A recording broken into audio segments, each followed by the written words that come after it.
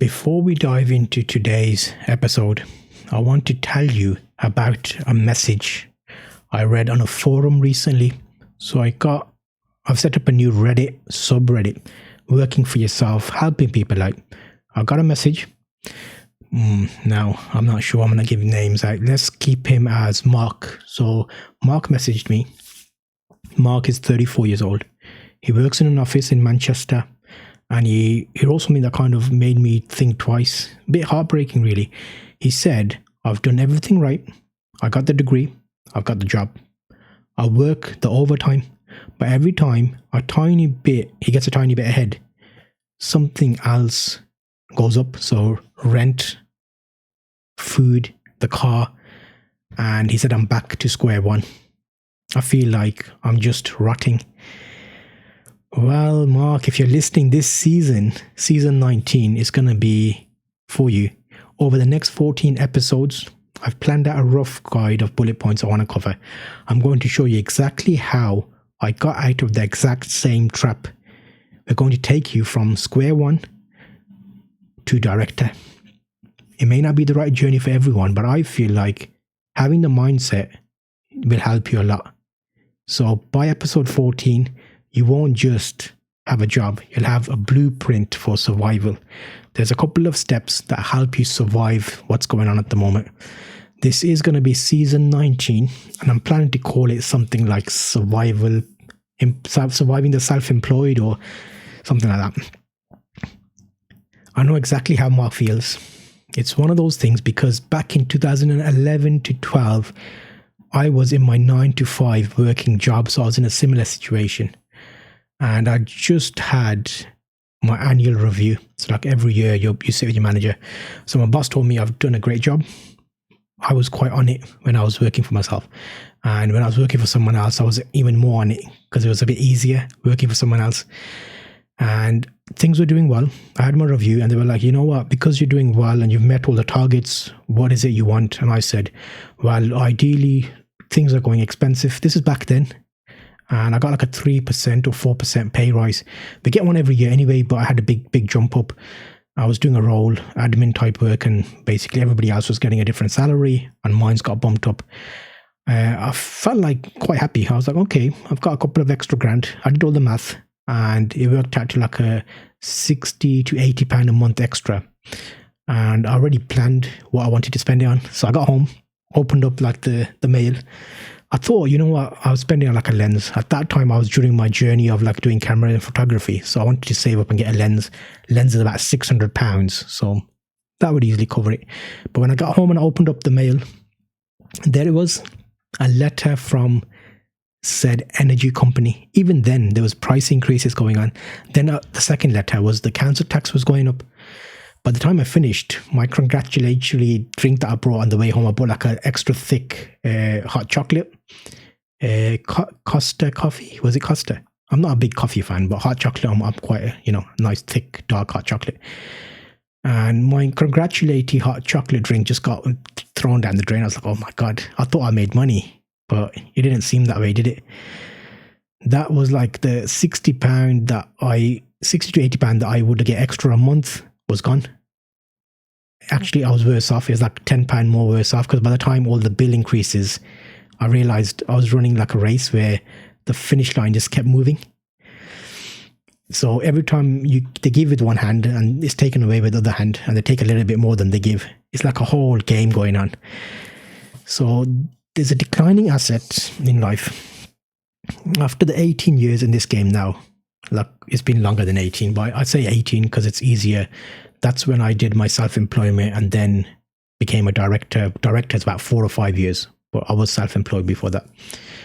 So I can tell you, Mark, maybe you feel this way.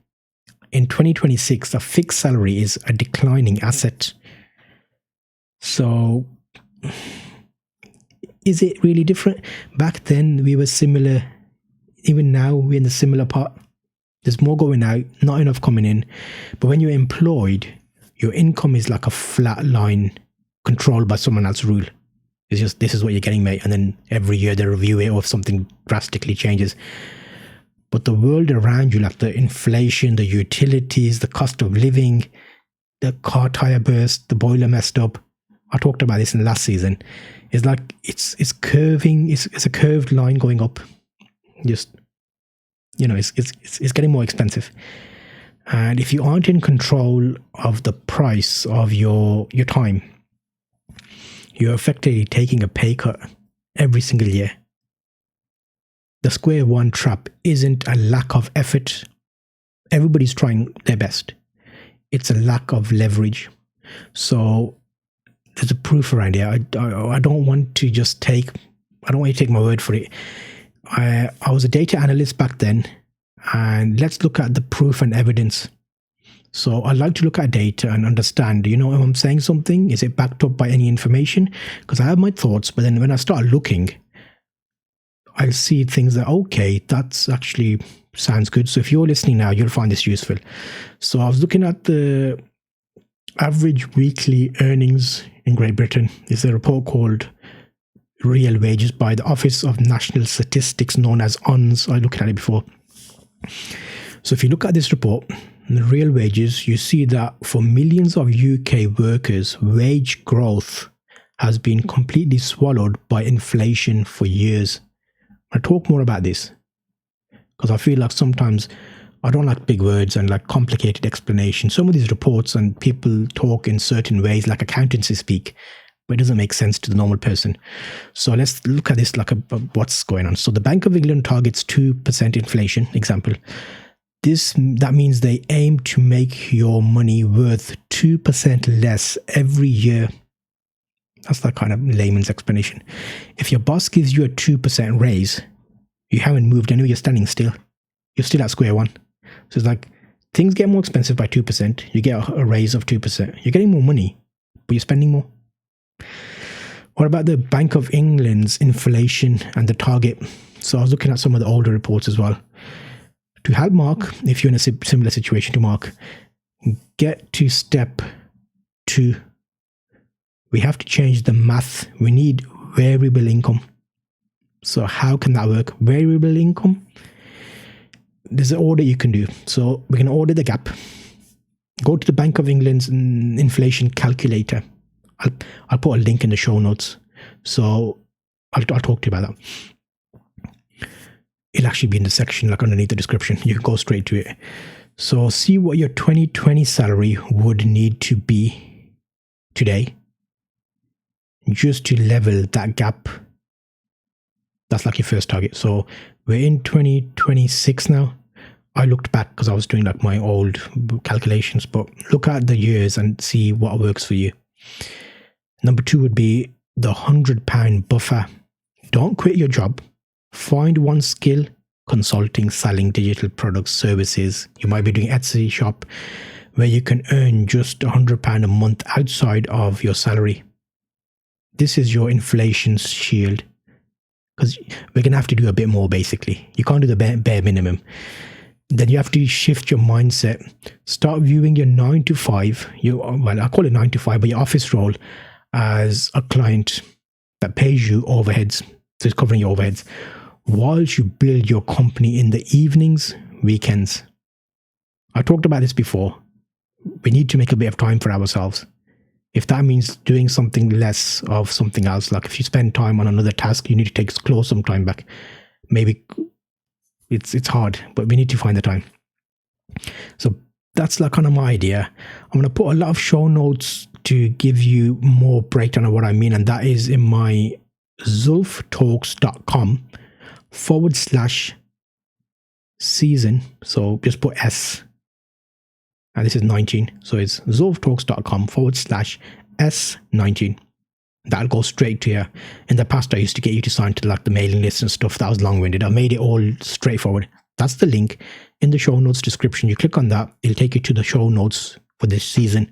Pick one episode. You'll see the links to the calculators and everything there. So, you know what? Back to Mark. I sent him a reply DM. I told him, Mark, stop looking at your pay slips as your total like earnings. Start looking in it as your seed money for your escape. I told him find one thing he could do this weekend that earns him like 20 quid, 30 quid. And because you earn that £20 without a boss, the square one trap starts to crack. By the end of this season, Mark isn't going to be rotting anymore. He's going to be building. We want to get him on the right path. And if you're in the same boat, you will like this. If you feel like Mark, you need to follow this entire season because we're moving from survival to success one episode at a time. I've got a distinct goal in mind. When I heard Mark's story, I was like, you know what? I need to make a full start to finish, as if I'm talking to him, consulting with him, what I would do, what he can do, ideas. Remember, I'm not a financial advisor. I've just done quite a lot of different solutions and I want to share what I did. Maybe it'll work for you. In the next episode, we're going to look at the wealthy versus workers myth. I'm going to show you why the guy in the brand new BMW is usually broker than the guy in the 15-year-old Volvo. And this can be something to help you think a little bit differently. Because if you're one of these guys, we need to reevaluate.